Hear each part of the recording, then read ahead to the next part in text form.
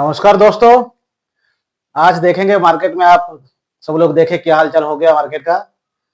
14 lakh crore investor का गया, बर्बाद हो गया इन्वेस्टर का 14 लाख करोड़। 9 बजे, 9:30 बजे से लेके 3:30 बजे तक जो 6 घंटा है, उस 6 घंटा में इन्वेस्टर का सारा कुछ 14 लाख करोड़ रुपया डूब गया। तो ये गिरावट जो देखने को मिला, इसका मेन वजह जो है वो है ट्रम्प साहब का टैरिफ। ये सबको मालूम ही होगा। आज हम डिस्कस करेंगे ये टैरिफ क्या होता है और ट्रम्प साहब ये टैरिफ क्यों लगा रहे हैं, इसका इम्पैक्ट क्या होने वाला है सब सारे कंट्री के ऊपर, इंक्लूडिंग यूएसए और सारे ईस्ट एशिया का जितना भी कंट्रीज का मार्केट है, निकाई हो जापान का या हैंगसेंग हो चाइना का, सारा में, या फिर यूके का भी जो टैक्स है, वो सारा मार्केट का जितना भी इंडिसेस है वो सारे सारे जो है 8 से 10% तक टूट गए आज के दिन में। तो आखिर इतना हलचल क्यों हो रहा है मार्केट में, और सारे जो कंट्री इस टैरिफ वार को लेके वर्ल्ड ट्रेड वार में क्यों फंसे हुए हैं, प्रॉब्लम क्या है। तो आज इस सारा चीज को डिस्कस करेंगे। तो वीडियो को एंड तक जरूर देखिएगा और इन्फॉर्मेशन अच्छा लगेगा तो एक लाइक और एक सब्सक्राइब जरूर कर दीजिएगा। और आपको ये इन्फॉर्मेशन कितना फायदा बेनिफिट हो रहा है या नहीं हो रहा है, एक कमेंट भी आप कर दीजिएगा अगर अच्छा लगे तो डिस्कस करेंगे। पहला टॉपिक जो है टैरिफ। टैरिफ एक टाइप का टैक्स बोला जाता है, यानी आप कोई भी चीज अमेरिका से अगर आप एक्सपोर्ट कर रहे हैं अमेरिका को, तो अमेरिका गवर्नमेंट उसके ऊपर टैक्स लगाएगा। यानी कोई भी प्रोडक्ट जो अमेरिका में प्रोड्यूस नहीं हो रहा है, उसके लिए अमेरिका को अदर कंट्री के ऊपर डिपेंड करना पड़ रहा है, या उस प्रोडक्ट का अमेरिका में कॉस्ट ज्यादा है और बाहर से वहां का जो अमेरिका में जो बिजनेसमैन है वो बाहर से उसको इंपोर्ट करके उन्हीं के लोगों को बेच रहे हैं सस्ते दाम में, जिसके चलते उनके जो अदर बिजनेसेस है बिजनेस, वहां पे उनको लॉस देखने को मिल रहा है, क्योंकि लोगों का डिमांड के चलते उस चीजों का जो कंजप्शन है, उस कंजप्शन को फुलफिल करने के लिए चीजों का जो रेट प्राइस में कटौती हो रहा है इंपोर्ट करने से, जिसके चलते अदर कंपनीज को लॉस हो रहा है, उनके मार्जिन में इफेक्ट पड़ रहा है। तो ये हम एक टाइप का टैक्स है जिसको हम लोग टैरिफ कह रहे हैं। तो सेकंड चीज हम डिस्कस करते हैं कि ये टैरिफ क्यों लगा रहे हैं यूएस के प्रेसिडेंट ट्रम्प साहब। तो ट्रम्प साहब का मानना है इसके पीछे एक बड़ा कारण है। ये बड़ा कारण है कि यूएस पूरे वर्ल्ड का सबसे बड़ा इकोनॉमी माना जाता है और सबसे ज्यादा कंजम्पशन चीजों का यूएस में ही होता है। तो बहुत बड़ा इकोनॉमी होने के चलते यूएस मार्केट में हर एक कंपनी को अपना प्रोडक्ट बेचने के लिए बहुत बड़ा स्पेस मिलता है। तो हर कोई यूएस मार्केट में अपना चीज बेचने के लिए इंटरेस्टेड रहता है, क्योंकि करेंसी जो ट्रेड होते हैं उसमें लिए डॉलर लगता है और डॉलर को ऑल ओवर दी वर्ल्ड जो है मेन करेंसी माना जाता है ट्रेड करने के लिए। तो अमेरिका का जो गवर्नमेंट का फिजिकल डेफिसिट है वो ऑलमोस्ट 900 ट्रिलियन से ज्यादा है, और इस साल गवर्नमेंट का, यूएस गवर्नमेंट का प्लान है कि वो लोग 6 ट्रिलियन और स्पेंड करने वाले हैं अमेरिका के पीपल के लिए, खर्चा करने वाले हैं। तो उसके लिए अगर खर्चा करेंगे, अगर इनकम आएगा नहीं तो कहां से खर्चा करेंगे, है ना। सपोज आप मान लो आप अपने घर पे बजट बनाए कि इस महीने में हमारे घर में हम 6,000 रुपया खर्चा करेंगे, बच्चों का पढ़ाई करने के लिए स्कूल फीस देना है, किताब खरीदना है, और किसी का जो घर में त्योहार होने वाला है, दुर्गा पूजा आने वाला है, उसमें सबके लिए कपड़ा खरीदना है। तो ये सारा आप साल का बजट बना दिए और बजट में देखे कि हमारे फुल बजट में पूरे साल में 1 लाख रुपया खर्चा होगा। आपका बजट बन गया सारे एक्सपेंडिचर को लेके। तो उसके लिए आपको ये देखेंगे कि 1 लाख मुझे खर्चा करने के लिए मुझे 1 लाख का इनकम भी होना चाहिए। जब आप इनकम सोर्स देख रहे हैं तो आपका सैलरी, इन्वेस्टमेंट, ये सारे इनकम मिला के आप देख रहे हैं कि मेरा इनकम जो है 70 से 80 हजार आ रहा है, तो मतलब 20 हजार का मेरा घाटा, 20 हजार मेरा कम हो गया, मुझे लोन लेना पड़ेगा। इसी को कहते हैं ट्रेड्स में फिजिकल डेफिसिट, यानी वित्तीय घाटा जिसको हम लोग कहते हैं।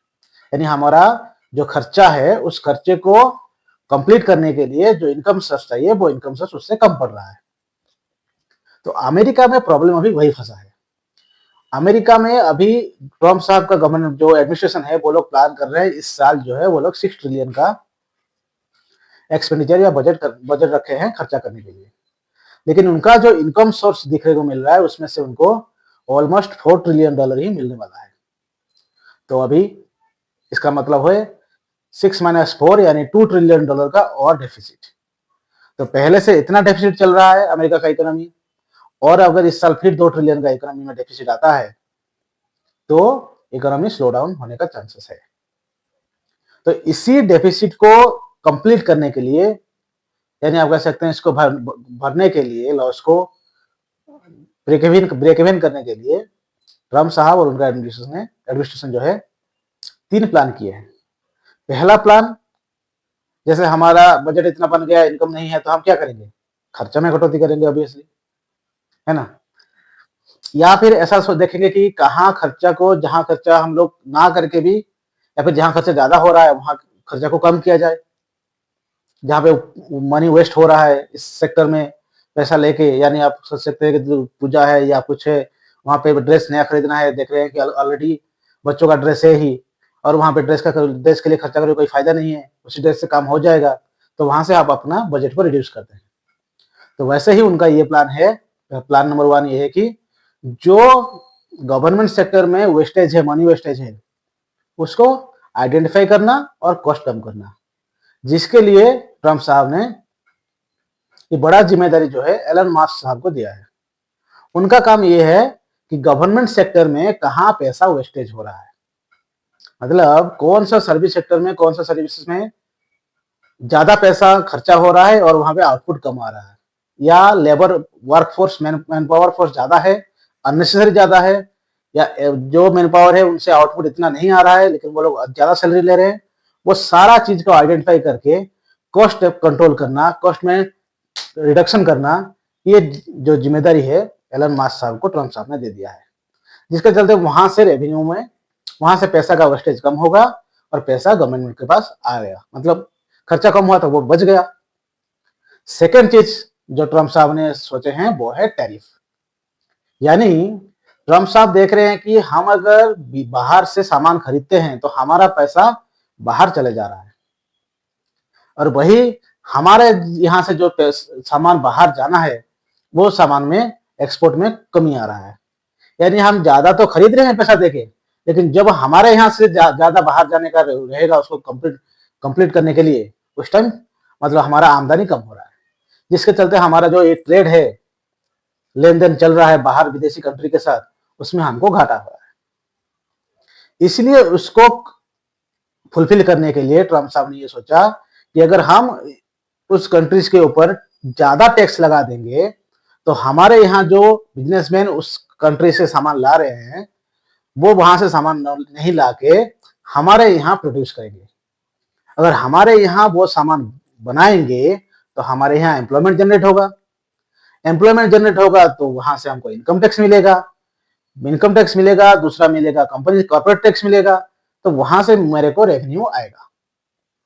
तीसरा चीज क्या होगा, अगर वो लोग हम अमेरिका में आके प्रोडक्शन करेंगे तो ट्रम्प साहब का कहना है कि अगर आप यहाँ आके प्रोडक्शन करोगे तो हम कॉर्पोरेट टैक्स को कम कर देंगे, होपफुली 15% तक ले जाने का उनका माइंडसेट है, जो कि बहुत ही कम माना जाता है कॉर्पोरेट सेक्टर में।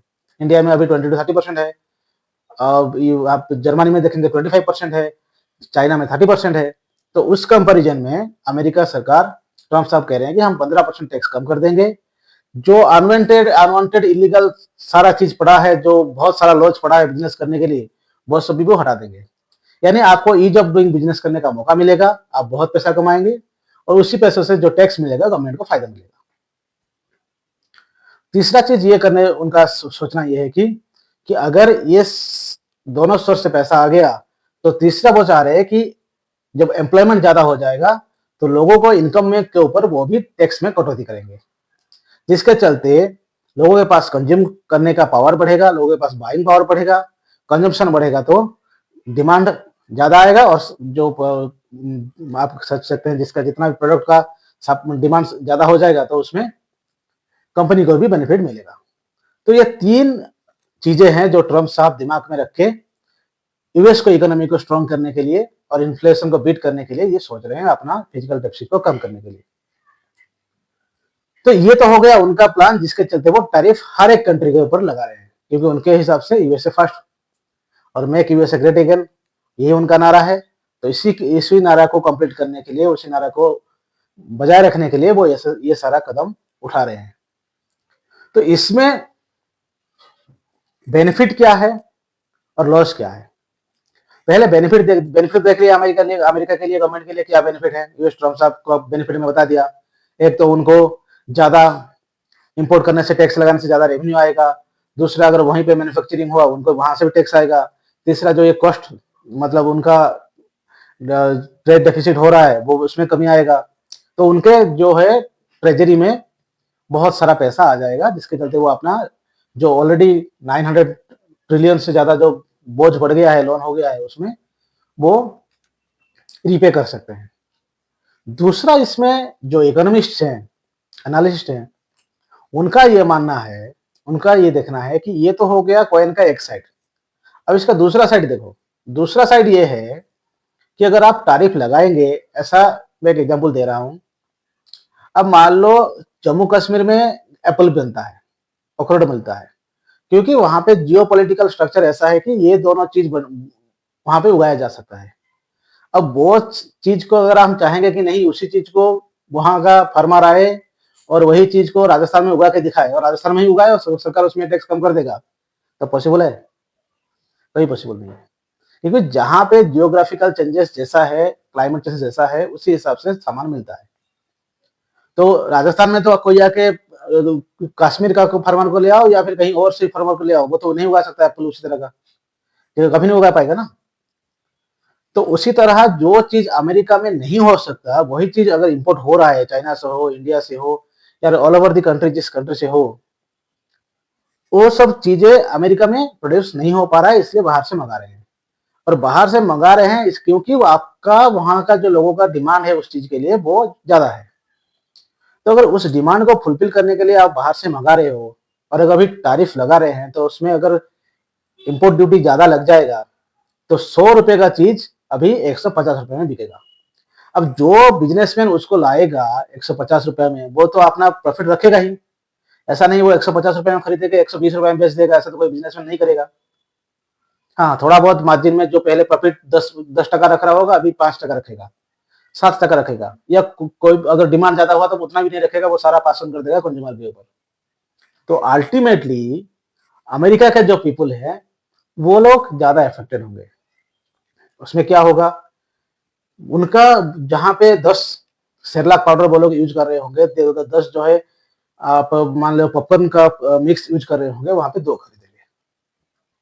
वो अपना कंज्यूमशन जो है कम कर देंगे, बाइंग पावर को रिड्यूस करेंगे, क्योंकि चीजों का दाम इतना बढ़ जाएगा टैरिफ लगने के चलते, वहां पे कंजम्पशन डाउन हो जाएगा। और कंजम्पशन अगर डाउन हुआ तो जो ट्रेड बिजनेस कर रहा है वहां पे, वो अपना बिजनेस बंद कर देगा। अगर उसका ग्रोथ नहीं होगा, वो सामान ला रहा है लेकिन इनफ्लो आ रहा है लेकिन आउटफ्लो नहीं जा रहा है, तो वो क्यों बिजनेस करेगा? वो तो घाटा में बिजनेस नहीं करेगा। तो इसके चलते ये जो नुकसान है, ये नुकसान के चलते वहां का मार्केट में भी बहुत ही वोलेटिलिटी देखने को मिल रहा है। फ्राइडे का सेशन हो गया, आज भी फ्यूचर डाउ फ्यूचर्स आप देख रहे हैं 800 पॉइंट नीचे जा रहा है। तो ये जो अनसर्टेनिटी बना हुआ है, जिसके चलते मार्केट में वोलेटिलिटी बन रहा है। गवर्नमेंट का ये सोचना है कि हम टैरिफ लगाएंगे तो हमारा ज्यादा टैक्स कलेक्शन होगा, लेकिन उसका जो एडवर्स इफेक्ट उन्हीं का पीपल के ऊपर पड़ेगा, उसका ऊपर कोई वो लोग सोच नहीं रहे हैं।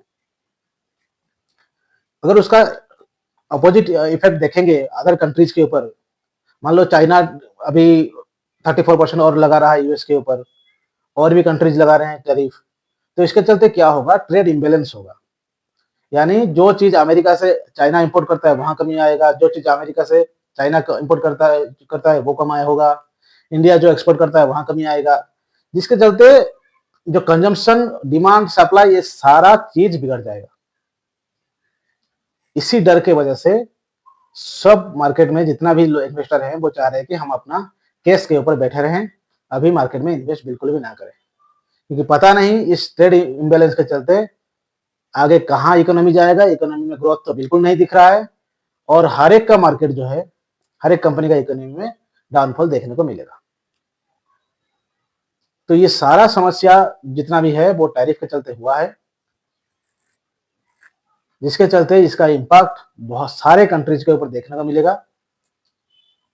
अब इसका जो कंक्लूजन वो कहाँ मिलता है, क्या होता है, जैसे ही कुछ अपडेट आएगा मैं जरूर आपके साथ शेयर करूंगा। इसका एक पॉजिटिव चीज ये देखने को मिल रहा है कि अमेरिका में जो ऑयल रिजर्व है वो इस ट्रेड इम्बैलेंस के चलते उसका प्राइस घटता जा रहा है।